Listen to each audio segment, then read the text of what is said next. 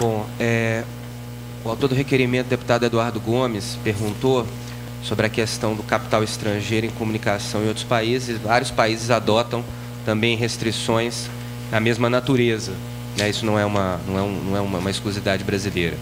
Em relação à consulta especificamente ao STF sobre esse assunto, as consultas ao Supremo Tribunal Federal são feitas através de processos.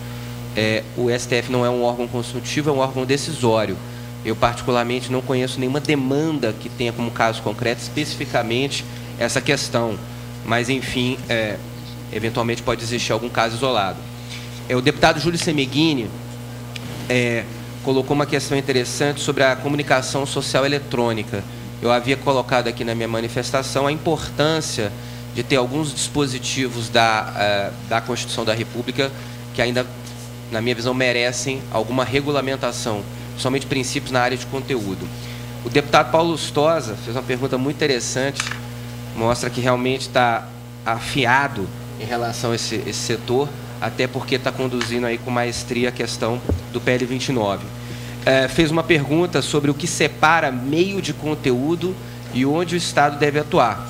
E aí eu acho que a Thaís já colocou isso de uma forma interessante. Na verdade, o serviço de telecomunicações, ele tem um conceito no seu artigo 61, parágrafo 1º da LGT, estabelece que a transmissão de sinais e informações de qualquer natureza, etc., etc.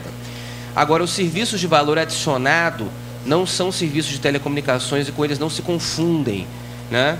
E aí eu volto a uma questão interessante que o Demi colocou em relação já respondendo, inclusive, ao deputado Emanuel, que é a questão da neutralidade.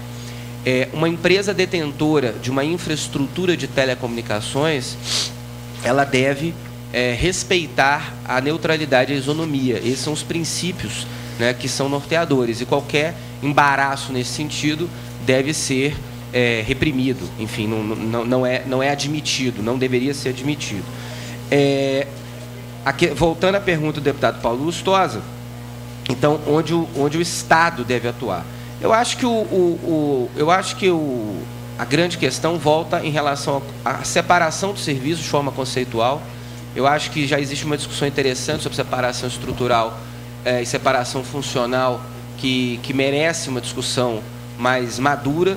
A Agência Nacional de Telecomunicações, através do Plano Geral de Regulamentação, o PGR, assim como é conhecido, estabeleceu como uma das prioridades de médio ou longo prazo, eu não me lembro, o estudo dessa questão, entre outras questões interessantes, como é o caso da desfragmentação de rede, unbundling, etc. Agora, uma coisa que eu acho que é interessante, que o deputado Paulo Souza colocou, é que deve ser diferenciado o conceito de provedor de acesso e provedor de conteúdo. São coisas diferentes. Muitas vezes, provedores de acesso também são provedores de conteúdo. Existem, mas a maioria dos provedores de acesso, eles acabam sendo apenas provedores do acesso e com alguns serviços como e-mail, páginas, hosting, coisas desse gênero.